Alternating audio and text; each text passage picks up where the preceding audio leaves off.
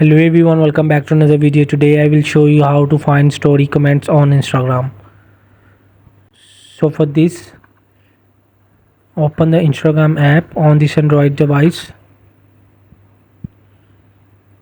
So when it's open, you will have to move in the right icon. So just tap to the profile icon. So from here you will just tap to the top right corner of three lines of settings, and from here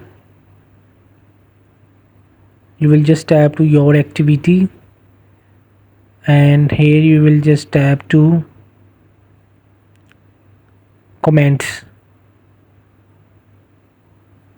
So this is your story comments history in your activity center. So hope this video help you. Please don't forget to like and subscribe and get notified for more videos.